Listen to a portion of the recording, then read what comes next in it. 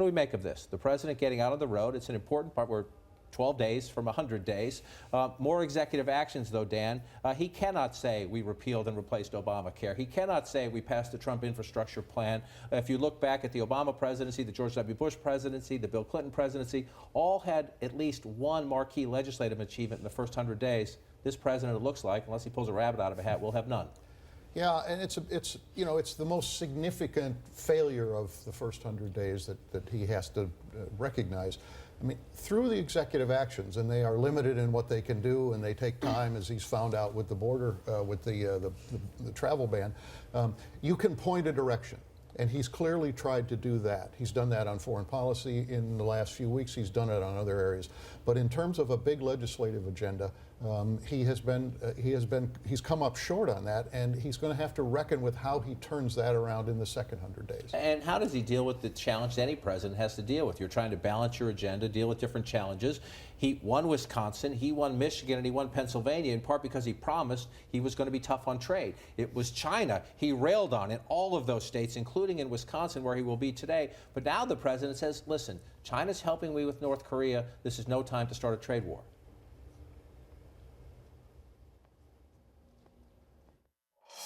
I didn't soften my stance. Look, China came to the United States, the president, I really developed a very good relationship with. I think he's a terrific person. He understands it's a big problem. He's working on it. Now, what am I going to do? Start a trade war with China in the middle of him working on a bigger problem, frankly, with North Korea? So I'm dealing with China with great respect. Will the blue-collar voters who made him president, who maybe had traditionally voted Democratic, who decided to vote Republican, will they give him that grace? Understand, okay, he's got a big world problem, so I have to wait? It's an interesting question. You saw it in that interview. You also saw him in a tweet say much the same thing. Why on the one hand, he was being very honest, sort of openly admitting he was using currency manipulation in China on trade policy as a bargaining chip with North Korea. On the one hand, I think it speaks to some of that authenticity and honesty that voters appreciate in the sense that they're willing to let him make a deal. On the other hand, I think he does need to keep his promises, and especially on an issue like trade, this is a promise that involves other countries, but is felt acutely at home in people's pockets. And at the end of the day, that is always what people end up voting on, whether they turn on him now or in a bit if he doesn't deliver. I think that's a risk.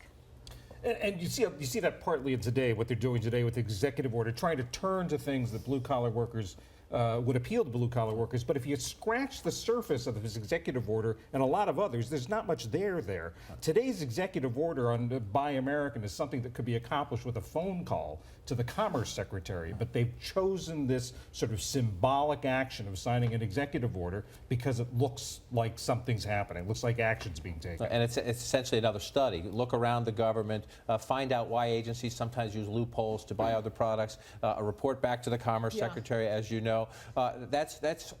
Again, that's how government works sometimes, but it is not what Donald Trump, the candidate, promised when he said, I'm going to go to Washington, I'm going to change it. Yeah, I mean, it's not drain the swamp. It's not big and bold. It's not immediate action in the way that Bannon talked about as well, that they would come to town immediately and shake things up. I think it's very much a surprise. I mean, if you look at sort of the after hours of that election where Hillary Clinton loses, huge upset, there was so much thinking in terms of what this Trump administration would do. He would have the Congress, both houses, and you thought, I think we all thought, there would be sort of immediate things that happen and some successes. But you look at what Congress, how it's made up, only 52 edge for Republicans in the Senate, and sort of feuding fractions of the Republican Party in the House. It's not going to get any easier. I think in some ways he is obviously talking to his base. They do see these actions and sort of motions,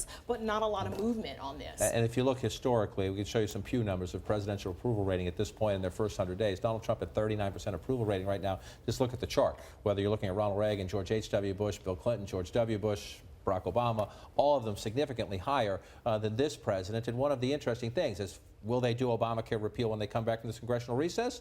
Republicans don't have consensus there. What about tax reform? What about infrastructure? We'll try to link those two. The Democrats think this president is weak right now. And listen